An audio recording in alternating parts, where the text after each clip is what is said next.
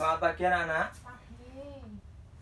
Sebelumnya, Assalamualaikum warahmatullahi wabarakatuh. Waalaikumsalam warahmatullahi wabarakatuh.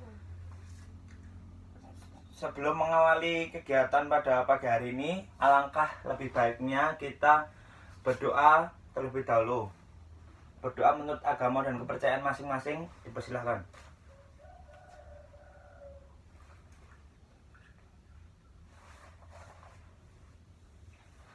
Doa selesai. Pada kesempatan pagi hari ini, Bapak selaku guru bahasa Indonesia akan membawakan materi tentang teks buku fiksi dan non fiksi. Tapi sebelumnya Bapak akan mempresensi kalian terlebih dahulu.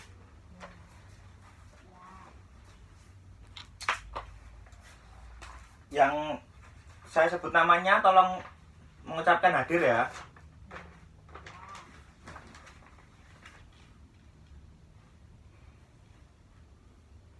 Bimo,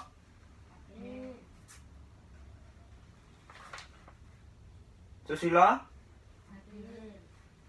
Putra,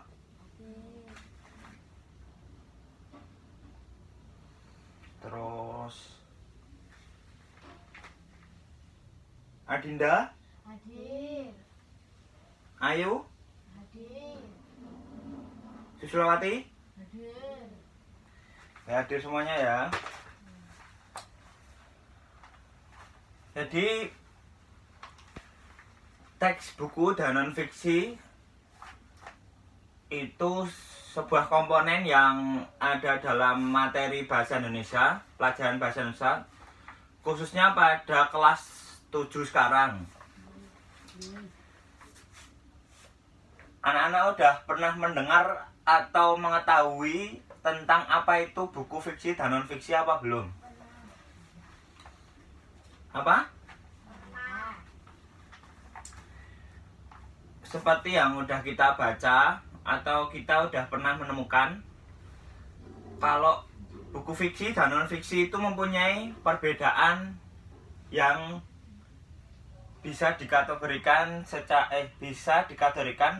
dikategorikan berdasarkan unsur bahasa yang digunakan dan tentunya apa saja yang dimuat di dalamnya merupakan dua komponen yang berbeda.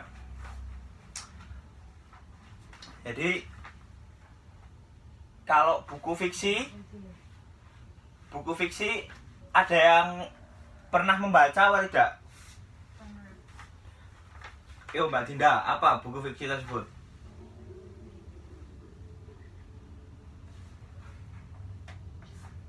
Oh ya, Bapak yang bantu jawab ya. Di buku sebenarnya ada kalau kita mau membaca buku fiksi dan non fiksi. Fiksi sendiri merupakan sebuah karangan yang berisi cerita rekaan bersifat khayalan, tidak berdasarkan kenyataan. Dilihat dari penjelasan atau deskripsinya tadi, buku fiksi itu buku yang di dalamnya memuat unsur-unsur atau gaya bahasa yang tidak seperti kenyataan. Kita bisa mengenalnya atau mempelajarinya, mengetahui ciri-cirinya, semisal saja dalam bentuk karya novel, roman, puisi, drama, dan cerpen. Karena itulah yang namanya karya fiksi. Di sini ada yang pernah baca puisi atau membaca novel atau karangan atau contoh buku fiksi yang lain apa enggak? Mungkin ada yang sudah, ada yang belum. Kalau buku fiksi sendiri itu di dalamnya ada beberapa unsur yang membangun buku fiksi tersebut. Yaitu ada bagian cover buku. Bahkan bagian cover buku itu adalah bagian yang menunjukkan identitas buku tersebut. Semisal saja kita ambil salah satu karya fiksi yang ada atau terkenal di beberapa tahun terakhir ini, bisa saja kita sebut Dylan dan Milea. Dylan dan Milea itu adalah bisa disebut juga hasil imajinasi dari penulisnya, yaitu Pidi Baik itu sendiri. Ada yang pernah tahu Pidi Baik mungkin? Mungkin sebagian sudah dan sebagian juga belum. Pidi Baik adalah penulis yang berasal dari Jawa Barat. Dia lahir di Bandung, kuliah di salah satu universitas yang terkenal di kota Bandung. Dia juga penulis Dylan dan Milea yang bukunya difilmkan dan jadi box office di Indonesia. Jadi unsur-unsur pembangun buku fiksi selain bagian cover buku, ada juga rincian subbab buku, yaitu dalam sebuah bab buku itu yang di dalamnya pasti ada bab lagi, itu namanya subbab. Semisal saja di scan Dylan dan Milea ini, pasti ada nanti masalah-masalah yang ada di dalam garis besarnya, nanti itu bisa dikatakan dengan subbab.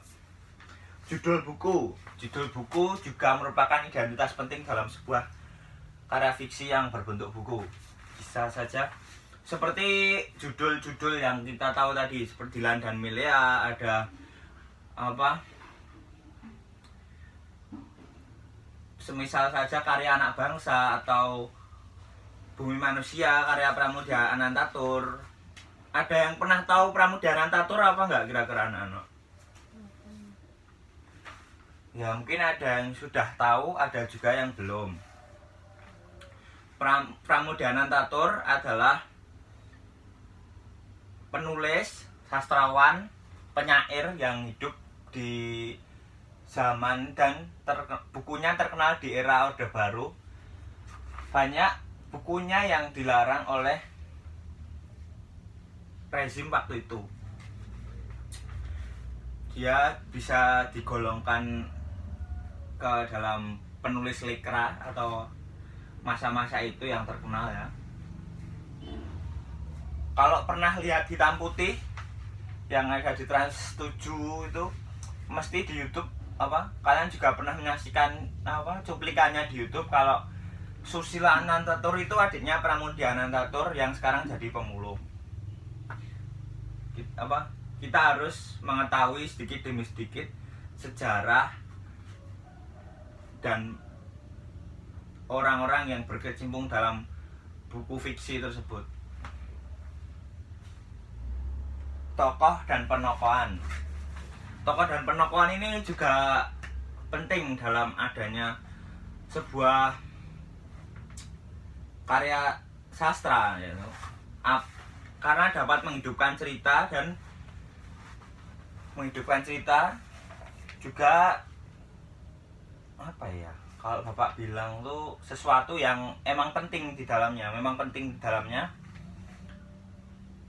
karena tanpa adanya tokoh dan penokohan, cerita tersebut bisa dikatakan mati dalam artian tidak dapat menghidupkan esensi cerita itu sendiri.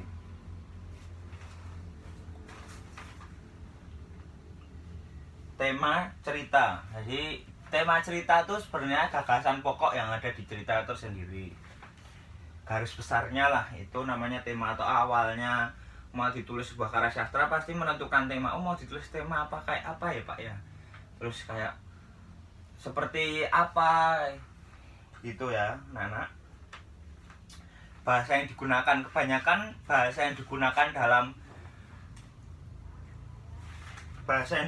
dalam karya sastra atau buku fiksi tersebut adalah bahasa kedua, bahasa imajinasi yang memiliki makna konotasi atau tidak sesungguhnya. Dan yang terakhir, penyajian alur cerita. Bisa saja dalam sebuah karya sastra tersebut ada yang menggunakan alur maju, alur mundur, dan lain-lain. Lalu sampai di sini ada yang mau bertanya? Kalau tidak, Bapak lanjutkan. Unsur-unsur pembangun buku non-fiksi. Nah, non-fiksi. Buku non-fiksi adalah buku yang isinya mengandung apa? Gagasan-gagasan secara faktual atau nyata. Bisa saja kita ambil autobiografi, biografi, autobiografi. Terus ada juga buku pengetahuan.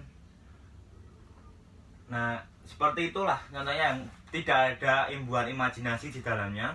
Itu bisa dikatakan buku non-fiksi.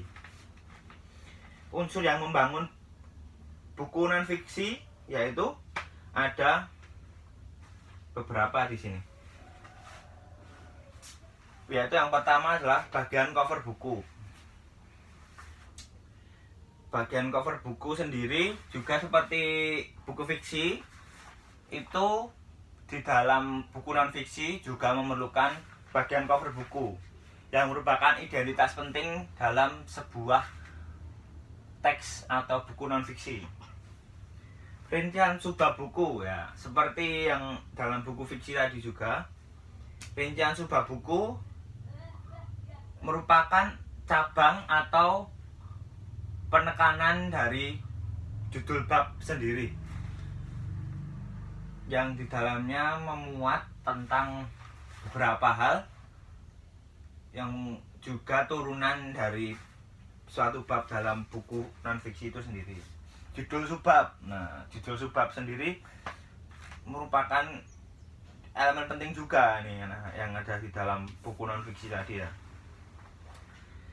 Kalau isi buku, nah isi buku tuh kita tahu sendiri, segala sesuatu yang ditulis pasti mempunyai tujuan dan isi. Ditulisnya karya non-fiksi ini digunakan untuk apa, menyajikan apa, nah itu bisa digolongkan ke dalam isi buku. Cara menyajikan isi buku, nah itu ada unsur selanjutnya. Cara menyajikan isi buku biasanya secara terperinci dan runtut. Jadi di dalamnya mengandung fakta, nah, digunakan apa? Ditujukan kepada siapa? Harus mengetahui pasar yang akan kita terjunkan buku ini sendiri. Lalu yang selanjutnya ada bahasa yang digunakan. Bahasa yang digunakan yaitu bahasa yang tidak berbelit-belit, tidak menggunakan imbuhan imajinasi di dalamnya. Seperti itu, yang menggunakan makna denotasi atau makna sesungguhnya yang ada dalam sebuah buku non-fiksi. Yang terakhir sistematika, itu sistematika penulisan buku non-fiksi itu sendiri. Sampai di sini ada yang mau ditanyakan mungkin? Tidak. Baik, Bapak lanjutkan ya. Persamaan dan perbedaan unsur buku fiksi dan non-fiksi. Pasti dalam sebuah penulisan buku itu sendiri antara fiksi dan non-fiksi pasti mempunyai persamaan dan perbedaan. Persamaan buku fiksi dan non-fiksi yaitu baik pada buku fiksi maupun non-fiksi sama-sama mempunyai unsur-unsur cover buku, rincian subbab buku, judul subbab, dan bahasa yang digunakan. Bahasa yang digunakan sama-sama menggunakan bahasa Indonesia, dan bagian cover buku, identitas buku itu sendiri, dan rincian subbab buku dan judul subbab yang itu merupakan persamaan dari pembuatan atau unsur-unsur yang membangun dalam buku fiksi dan non-fiksi.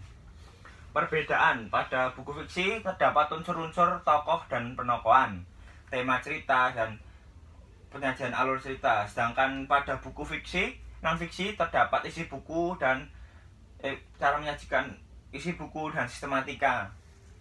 Nah, itu yang merupakan perbedaannya. Jadi pasti ada persamaan dan perbedaan di dalamnya. Apakah ada yang mau bertanya? Ya udah. Ya, buku fiksi dan non fiksi perlu dipelajari secara mendalam. Karena apa? Seperti kata Bung Hatta yang saat di penjara sendiri pernah mengatakan seperti ini. Penjaralah saya asal bersama buku. Nah, budayakan membaca itu akan membuat kita menjadi pintar. Oke? Lanjut ya. Merangkum buku. Di sini mesti sudah pernah kan ditugaskan untuk merangkum buku. Nah, merangkum buku sendiri adalah kegiatan untuk mencari pokok-pokok atau gagasan utama dalam sebuah teks, buku, sebuah narasi, agar kita lebih mudah untuk memahaminya ke depan.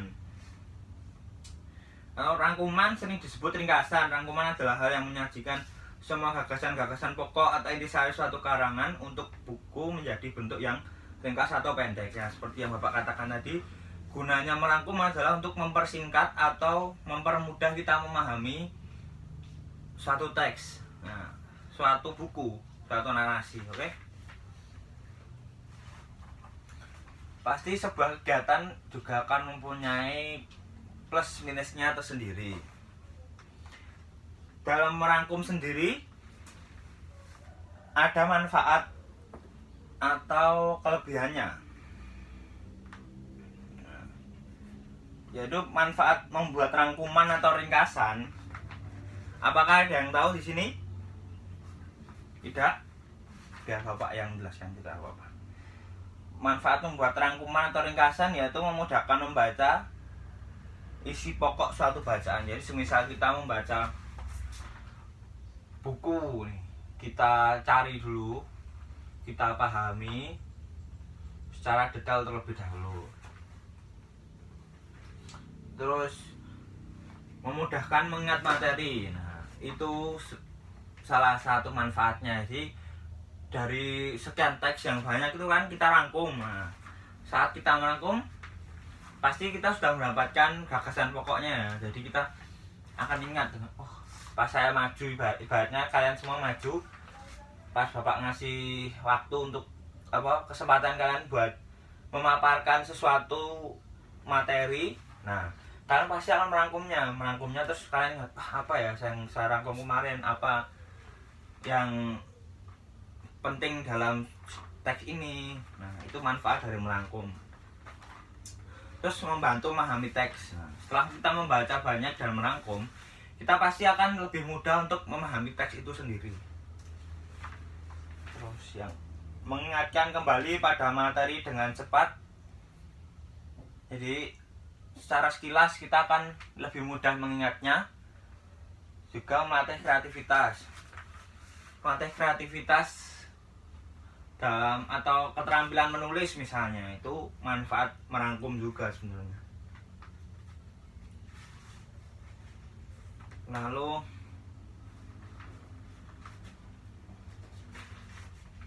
sebentar.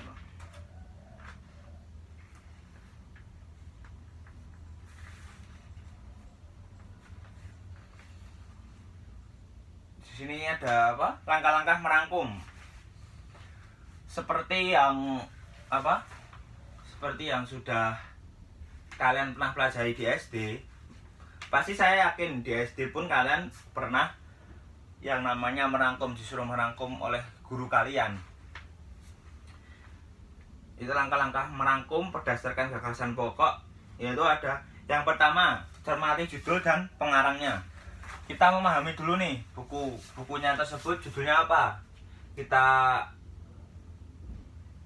Kita cari judulnya, kita cari dulu apa jenis ini, buku fiksi atau non fiksi, dan siapa pengarangnya, lalu baru kita merangkum.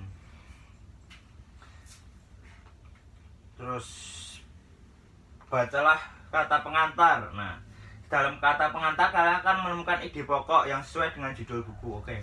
Jadi seperti ini, kita mencari kata pengantarnya. Misal kalau ada kata apa, kata faktual, kita cari dulu kata pengantarnya untuk kita lebih mempermudah kita untuk menemukan ide pokok yang sesuai dengan judul buku tersebut. Terus membaca daftar isi. Dalam daftar isi kalian akan dipandu untuk menemukan isi pokok dalam buku. Cermati judul tiap-tiap babnya. Nah, terus ada juga temukan pokok pikiran atau gagasan utama di setiap bab. Jadi setiap bab kita cari gagasan pokoknya. Terus habis itu kita merumuskan tiap-tiap bab dalam 2 atau 3 kalimat sederhana. Dari sekian banyak kata atau kalimat yang ada di dalam bab, kita mencari kalimat intinya. Apa yang ingin disajikan di situ kita tulis tanpa mengubah maksud pengarang buku. Nah, urutkan rumusan kalimat-kalimat tersebut dari bab pertama hingga terakhir. Nah, di halaman 15 ini ya, kalian bisa buka, ada contoh ringkasan atau rangkuman dengan judul buku Gemar dan Tangkas dalam Menanam Jagung. Nah, ini sudah ada contoh konkretnya untuk kegiatan merangkum. Ya, mungkin itu saja yang dapat Bapak sampaikan. Perbanyak membaca buku, perbanyak latihan soal.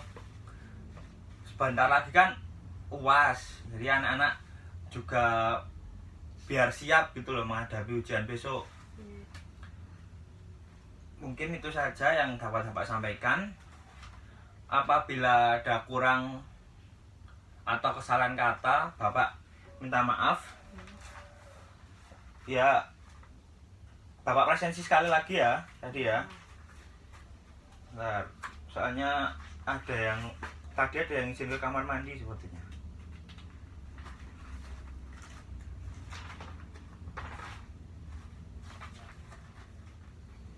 Bimo, Hadir. Susilo, Hadir. Putro, Hadir. terus Adinda, Hadir. Ayu, Hadir. Susilowati. Hadir. Alhamdulillah ya, jadi sudah balik semua. Mungkin itu saja yang dapat Bapak terangkan atau jelaskan. Kita ketemu lagi di lain kesempatan. Bil taufiq wal hidayah. Wassalamualaikum warahmatullahi wabarakatuh.